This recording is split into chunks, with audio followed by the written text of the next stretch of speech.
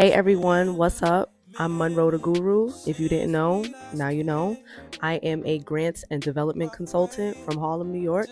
If you're looking for a little bit more about my background, please jump to my first video, or you can check the description to go look at my website and indulge in all that is Monroe the Guru. To those of you who are tuning in from my newsletter or who just so happen to already know me, Hey there!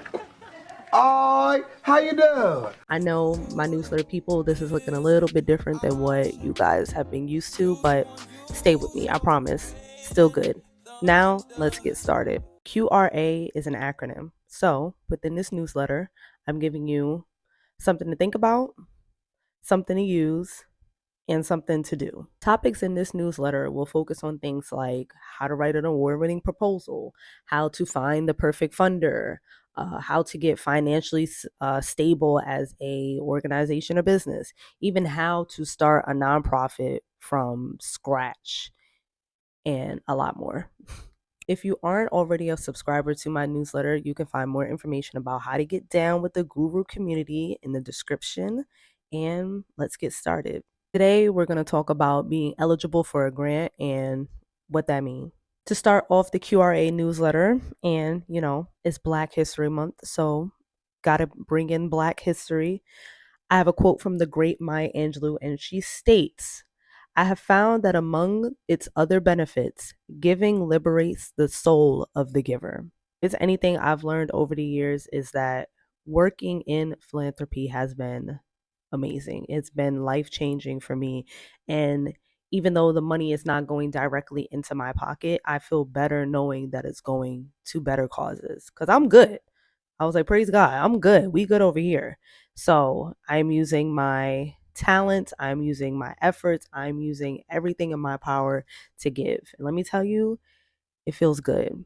Giving don't just got to be money. You can give your time, your talents, your praise, your efforts, publicity, letting people know the word about what's going on. So, if you aren't involved in philanthropy work, I highly suggest that you get into it. But that's a quote. It's my analyzation. Now let's get to the topic of the day. You may be qualified to start finding grants and seeing if you could be a matchmaker and get some funds. However, that does not mean that you are also eligible to get those same grants. So let's say you're on a website for a foundation that you found that you're like, ooh, I believe that we're a good match and they're going to give me money if I ask them, right? So you're scrolling, you're going through, you're reading the information, background, just getting the vibes about who they are and such, right? See if you guys align, you match. And you get to this part of the website and it says eligibility requirements.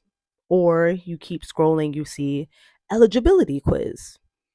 Or you see something that says no if you're eligible. Anything, there's a million ways that they can say it. But when you see the word eligible, just know if you don't fall into each of those points that they say you got to have, don't exit out the website. For example, let's say you are a nonprofit organization and you work within youth development, right? The young people, the age range that you work with is between 10 years old and 16 years old, right? You are scrolling on a website, you're like, ooh, this funder, they also support youth development. Okay, that sounds like me. However, when you start looking at their eligibility requirements, even though they say youth development, they also say that their age range that they support is only 18 to 24, which means you are not eligible. Just so things make a little bit more sense, we're going to do a walkthrough of a foundation website. Today, we're going to take a look at the Truist Foundation. Now, this is their homepage. They'll immediately give you some information about what it is that they aim to do through their foundation. So that's a little overview, but we're going to get right to their grant application. So when you click through and scroll down, they'll immediately start giving you info on what it is that they are looking to support.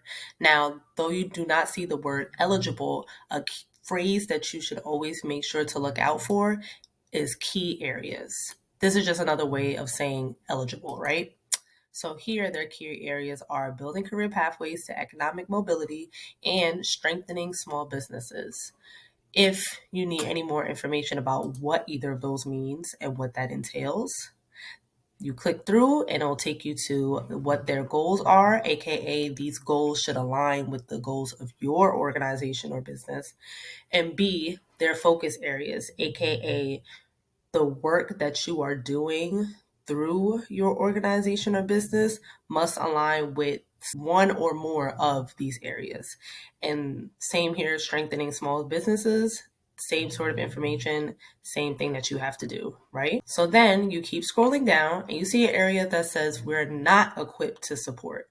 That just is another way of saying these are the organizations, businesses, people, etc., that will definitely, no matter what, they will not get a grant from us. And if you fall into any of these areas, close out of the website right now. As you continue scrolling down, you'll see much more information about how to apply. So you only get here if you determine that you are eligible and fall into one of their focus areas. So you'll see a little bit more information about their application process, and you will also see when your application is due. So they have 3 different due dates, and they tell you the 3 different times in which you will hear a yes or a no from them. If you've watched my first video, when I said that they usually take 90 days or longer to get back to you, I wasn't lying. Of course, if you have any additional questions or if any of the information that they have here doesn't seem clear, make sure to reach out to them. Funders are usually very open to answering questions, and it's just another way for you to connect with them and grow with them. So take advantage of this contact information, okay?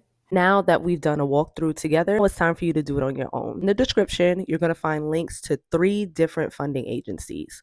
One is going to be a foundation, similar to what we just looked at.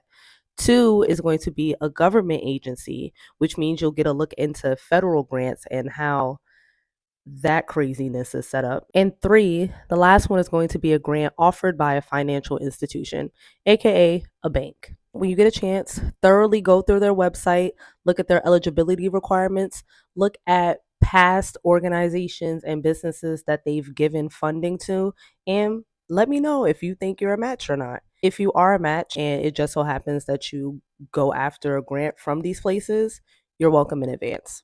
Well, that's all I have for you guys today. If you've got something good from this, again, subscribe, share, like, tell all your friends, bring them here to watch, stream it on your TV, and tune in next time with Monroe the Guru. Bye.